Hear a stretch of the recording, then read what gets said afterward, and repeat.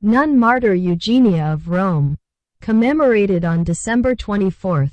The holy martyr Eugenia was a Roman by birth. She lived at Alexandria, where her father Philip was sent by the Emperor Commodus, 180 to 192, to be prefect of Egypt. Eugenia received a fine upbringing and was noted for her beauty and good disposition. Many illustrious youths sought her hand, but she did not wish to marry anyone, for she was determined to preserve her virginity. Providentially, she became acquainted with the epistles of the Apostle Paul. She yearned with all her soul to become a Christian, but kept this a secret from her parents. At that time, Christians were banished from Alexandria by the command of the emperor. Wishing to learn more about Christian teachings, she asked permission to visit one of the family estates outside the city. Supposedly to enjoy the countryside, she left in the company of her two servants Protus and Hyacinthus, dressed in men's clothes. She and her companions were baptized at a certain monastery by Bishop Elias, July 14, who learned about her in a vision. He blessed her to pursue asceticism at the monastery disguised as the monk Eugene. By her ascetic labors, Saint Eugenia acquired the gift of healing. Once, a rich young woman named Melanthia turned to her for help. Seeing Eugene, this woman burned with an impure passion, and when she was spurned, she falsely accused the saint of attempted rape. Saint Eugenia came to trial before the prefect of Egypt, her father, and she was forced to reveal her secret. Her parents and brothers rejoiced to find the one for whom they had long grieved. After a while they all accepted holy baptism. But Philip, after being denounced by pagans, was dismissed from his post. The Alexandrian Christians chose him as their bishop. The new prefect, fearing the wrath of the people, did not dare to execute Philip openly, but sent assassins to kill him.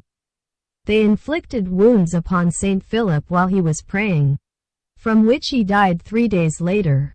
Saint Claudia went to Rome with her sons, daughter, and her servants.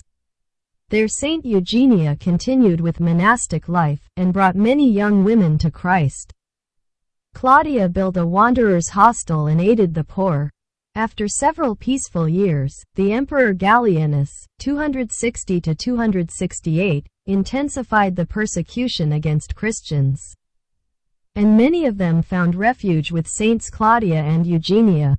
Basila, an orphaned Roman girl of imperial lineage, heard about the Christians and Saint Eugenia.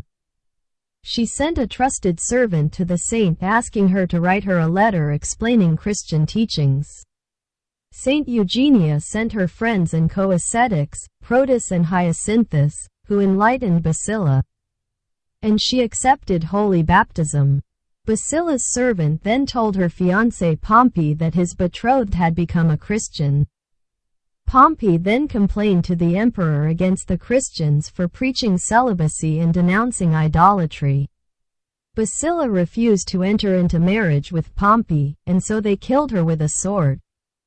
They dragged Saints Protus and Hyacinthus into a temple to make them sacrifice to the idols, but just as they entered, the idol fell down and was shattered. The holy martyrs Protus and Hyacinthus were beheaded.